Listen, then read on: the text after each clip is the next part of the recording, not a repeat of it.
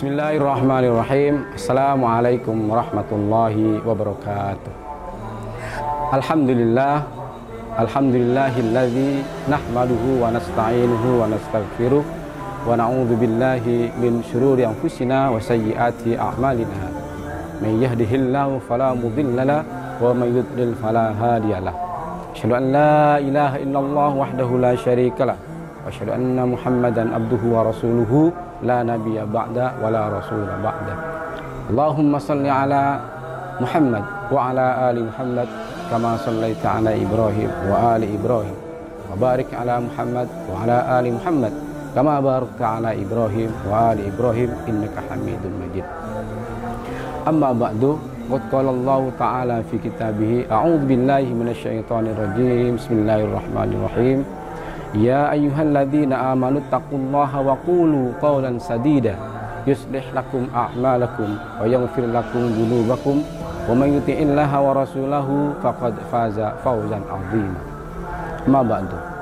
Pemirsa kaum muslimin lazismu dimanapun berada, marilah kita tidak bosan-bosannya bersyukur pada Allah Subhanahu wa taala, karena Allah pun tidak bosan kepada kita, selalu memberikan rahmat, nikmat, hidayahnya, sehingga sampai detik ini kita masih merasakan nikmat tersebut. Oleh karena itu, marilah kita terapkan, marilah kita gunakan nikmat-nikmat yang Allah berikan kepada kita itu untuk selalu berada di jalan yang benar.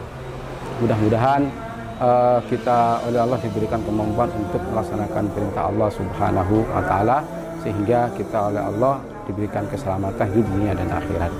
Salawat dan salam marilah kita haturkan kepada junjungan kita Nabi Agung Nabi Muhammad sallallahu alaihi wasallam, di mana beliau telah mengangkat kita dari sebuah zaman yang kelam, zaman yang jahiliyah, zaman yang bodoh, kepada zaman yang penuh ilmu pengetahuan, penuh ilmu kecerdasan. Dengan memahami hadis-hadisnya, kita dapat memahami, kita dapat membedakan antara yang hak dan yang batil, antara yang baik dengan yang salah. Kaum muslimin rahimani wa rahimakumullah, alhamdulillah kita bersyukur pada Allah pada saat ini dipertemukan kembali oleh Allah dengan bulan yang penuh hikmah, bulan yang penuh maghfirah, bulan yang mulia, di mana semua orang mendambakan.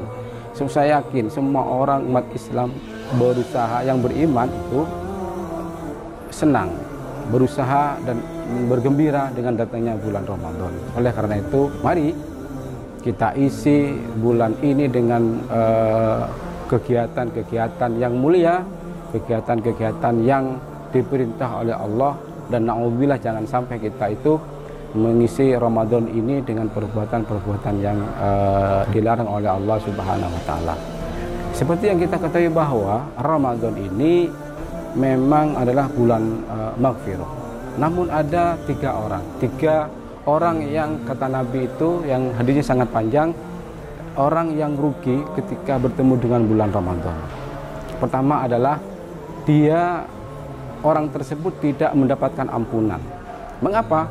Karena meskipun di bulan Ramadan dia tidak dapat meninggalkan maksiat-maksiat. Meskipun selalu diingatkan di mana-mana, para mubalik, para khotib, para teman sebagainya diingatkan, masih saja tidak meninggalkan kemaksiatan tersebut. Dan masih banyak kalau kita lihat jalan-jalan di mana-mana, masih banyak orang yang sombong, jahar, memamerkan bahwa dia itu adalah dia tidak berpuasa.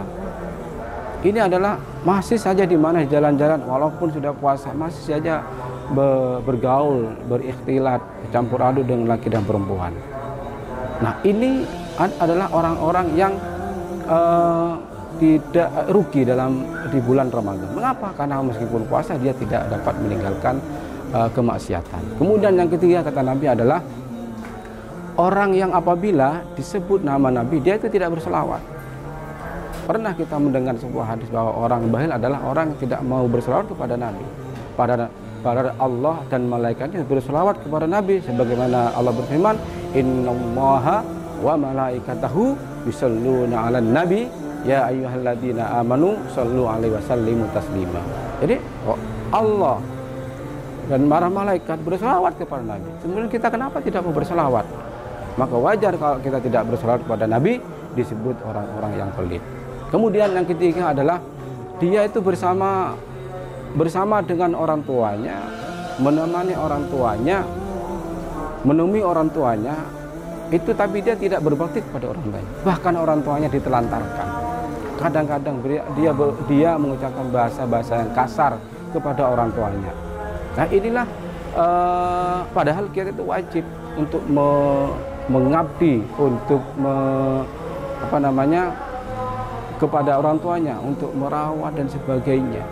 Nah, jadi itulah 3 hal kata Nabi, orang-orang yang rugi ketika di bulan Ramadan. Pertama adalah, kalau boleh saya ulangi lagi, yaitu orang yang tidak dapat ampunan dari Allah. Kemudian yang ketiga, ketika disebut nama Nabi dia tidak berselawat. Yang terakhir adalah dia tidak berbakti kepada orang tuanya. Na'udzubillahi min dzalik. Mudah-mudahan kita semuanya yang hadir pada saat ini, kaum muslimin termasuk pemirsa Al-Azizmu, kita dihindarkan oleh Allah dari perbuatan tersebut, sehingga puasa yang kita lakukan itu betul-betul nanti kita keluar dari bulan puasa mendapat predikat takwa, la'allakum tattaqun.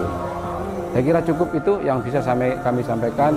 Kurang lebih saya mohon maaf. Assalamualaikum warahmatullahi wabarakatuh.